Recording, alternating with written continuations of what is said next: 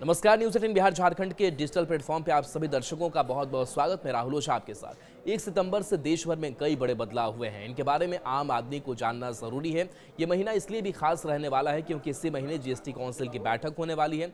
इस बैठक में जीएसटी कटौती को लेकर फैसला लिया जा सकता है। 1 सितंबर से चांदी में हॉलमार्क लगाया जा सकता है। ऐसे ही अब चांदी की शुद्धता हॉलमार्क के जरिए पहचानी जाएगी। ग्राहक हॉलमार्क देखकर चांदी की शुद्धता की आसानी से जांच कर सकते हैं। इससे चांदी में निवेश और गहनों की खरीद पर अब ज्यादा ट्रांसपेरेंसी होगी। ये बदलाव चांदी बाजार को भरोसेमंद बनाएंगे और दामों पर असर भी पड़ सकता है। हर महीने की पहली तारीख को गैस एजेंसियों की ओर से सिलेंडर के दामों में बदलाव किया जाता है। ये बदलाव 14 किलो और 19 किलो सिलेंडर में होता है। एक बार फिर गैस एजेंसियों की ओर से सिलेंडर के दाम घटाए गए हैं। हालांकि इस बार भी कटौती 19 किलो वाले सिलेंडर में हुई है। अगर आपके पास एसबीआई यानी स्टेट बैंक ऑफ इंडिया का क्रेडिट कार्ड है तो आपके लिए काम की खबर होने वाली है। एसबीआई की वेबसाइट से मिली जानकारी के अनुसार Lifestyle Home Centre SBI Card और Lifestyle Home Centre SBI Card Select holders को डिजिटल गेमिंग और सरकारी पोर्टल के पेमेंट पर रिवॉर्ड पॉइंट नहीं मिलेगा। इन दोनों को ही रिवॉर्ड पॉइंट की लिस्ट से बाहर कर दिया गया है। यानी स्टेट ऑफ इंडिया ने अपने क्रेडिट कार्ड ग्राहकों को एक झटका दिया है।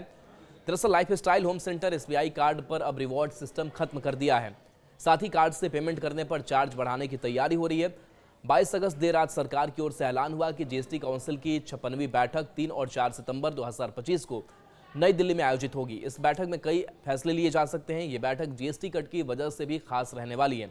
मीडिया रिपोर्ट की माने तो अब जीएसटी के तहत 4 टैक्स स्लैब की जगह 2 टैक्स स्लैब होगा, जो 5% और 12% का होगा।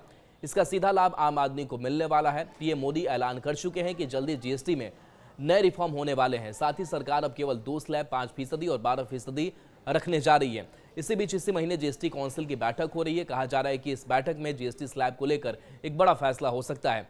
केंद्र सरकार के कर्मचारी जो नेशनल पेंशन स्कीम के दायरे में हैं, उन्हें यूनिफाइड पेंशन स्कीम का चुनाव करने के लिए 30 सितंबर तक का समय दिया गया है। पहले सरकार ने इसकी डेडलाइन 30 जून रखी थी, फिर इससे बढ़ाकर 30 सितंबर तक कर दिया गया था। बता दें कि यूनिफाइड पेंशन स्कीम केंद्र सरकार की शुरू की गई एक नई पेंशन योजना है। अगर आप 1 सितंबर से देश में डाक के जरिए कुछ भेजते हैं तो स्पीड पोस्ट के जरिए ही वो सामान जाएगा, क्योंकि भारतीय डाक सर्विस को स्पीड पोस्ट में मर्ज किया जा रहा है। यानी आपको भेजी हुई पोस्ट स्पीड पोस्ट के जरिए पूरी की जाएगी। 15 सितंबर आईटीआर फाइल करने की आखिरी तारीख है। ऐसे में अगर अभी तक आपने रिटर्न फाइल नहीं की है तो इसे तुरंत कर लीजिए, नहीं तो बाद में आपको पेनाल्टी का सामना करना पड़ेगा। टैक्स डिपार्टमेंट पहले ही 31 जुलाई की इस समय सीमा को बढ़ा चुका है।